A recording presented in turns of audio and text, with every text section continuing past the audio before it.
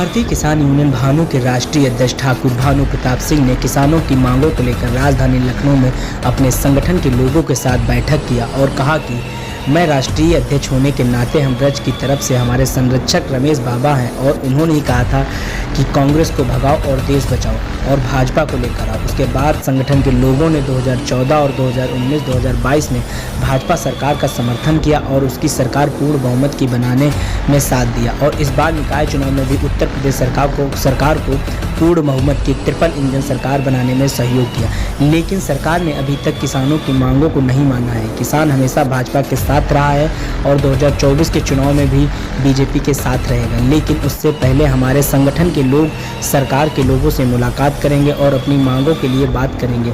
2024 के चुनाव से पहले किसान आयोग गठन हो और जो भी मांगे किसानों के हित के लिए हैं उन्हें सरकार लागू करे। हमारा संगठन 2024 के चुनाव से पहले विस्तार करेगा और 2024 के चुनाव में बीजेपी की सरकार बनाने में सहयोग करेगा। हमारे संगठन से आज आशु चौधरी का प्रदेश अध्यक्ष से हटा दिया गया है और नवनिर्वाचित प्रदेश प्रभारी ऋषि मिश्रा को बनाया गया है। ऋषि मिश्रा अपने दायित्व को बखूबी निभाएंगे और संगठन का विस्तार करेंगे। इसके बाद 2024 के चुनाव में बीजेपी की सरकार बनवाने में मदद करेंगे।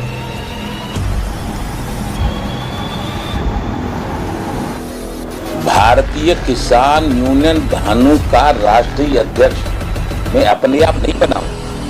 ब्रज के विरत संत पूज्य रमेश बाबा ने जो पर्यावरण को खराब नहीं होने देते थे, उन्होंने कामा में पहाड़ी खुद रही थी तो मुझे बुलाया, मैंने उनकी मदद की। फिर बहन जी मायावती पहाड़ी खुदवा रही थी, यहाँ जो गोवर्धन पहाड़ है वहां, तो उसको बंद कराया। तब बाबा ने भारतीय किसान भानु बनाया था, रमेश बाबा ने उसका में अध्यक्ष बनाया। राकेश टिकैत कंपनी से अलग किया।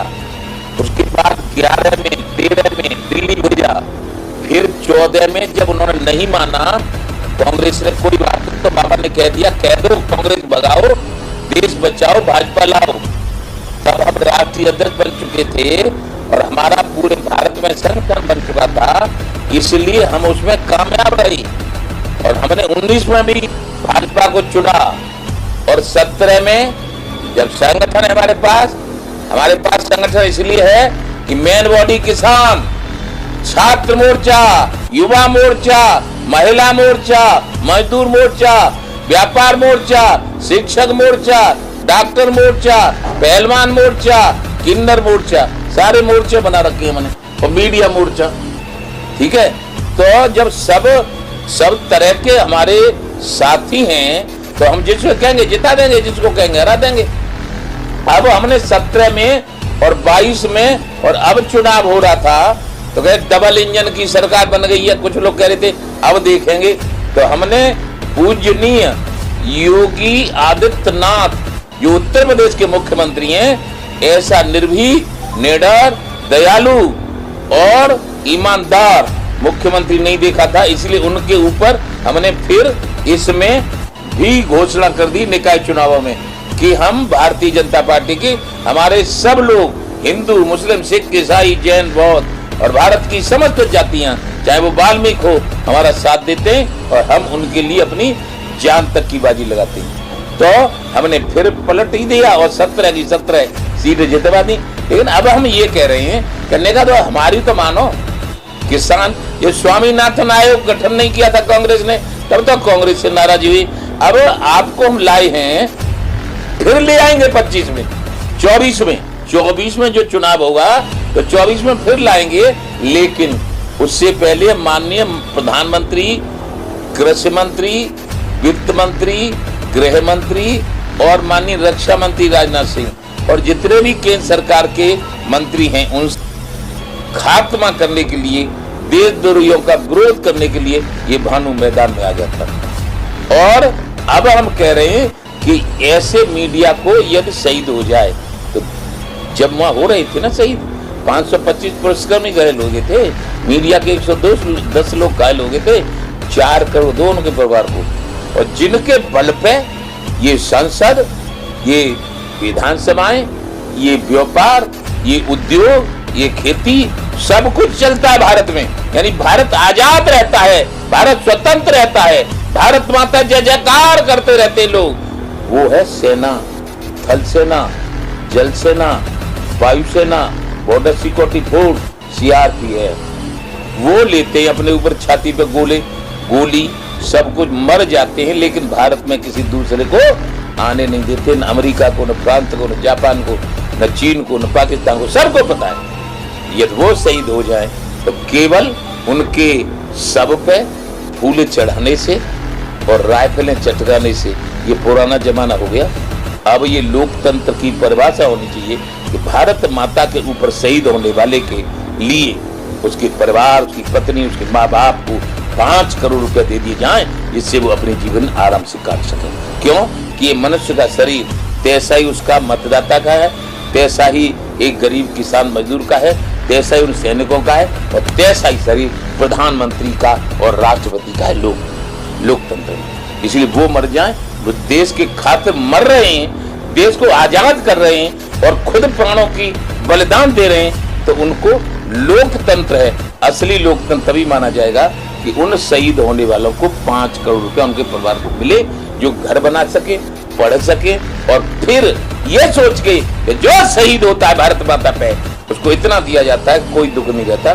तो इसलिए सेना को जाने के लिए हिंदू, मुस्लिम, सिख, ईसाई, जैन बहुत सब तैयार रहे, उतार ले रहे हैं। जय जय श्री राम। और अपने ब्रजेश पाठक जी जो उप मुख्यमंत्री हैं, और अपने जो आपने केशव प्रसाद मौर्य उप मुख्यमंत्री, सबसे मांग कर रहे हैं कि ने कह के हमारा किसान आयोग का गठन करवा दो। किसानों के 75 साल से किसान बुरी हालत में हैं, आप नहीं समझ पा रहे, सरकार वाले नहीं समझ पा रहे, क्योंकि वहाँ तो तनख्वाह, वहाँ धन की कोई कमी नहीं रहती।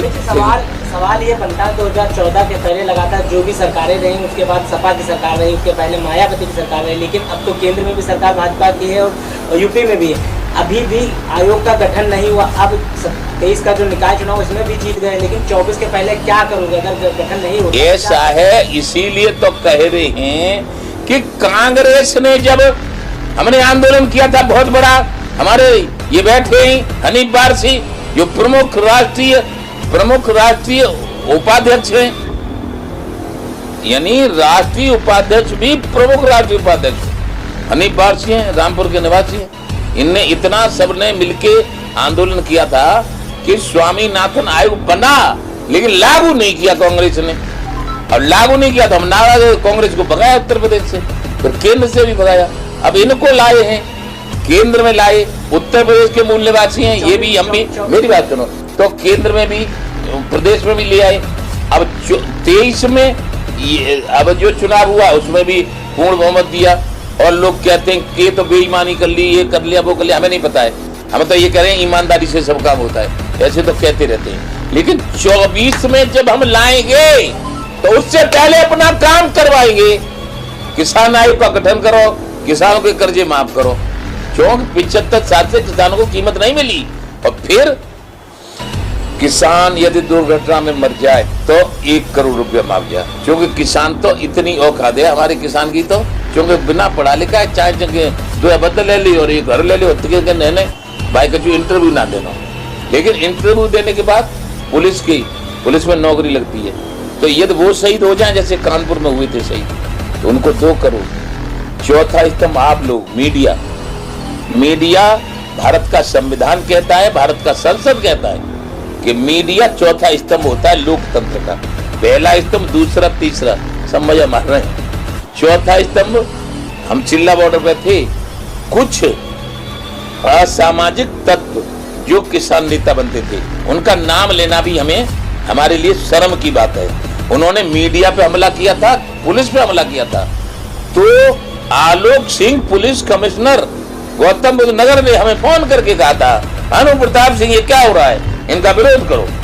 मैंने कि बुलाओ मीडिया को, हम विरोध करेंगे। मीडिया आई थी, हमने कह दिया था इनके साथ हम नहीं रहेंगे, ये चोर है, डकैत है, लफंगे हैं। उसी दिन से हमने उनसे अलग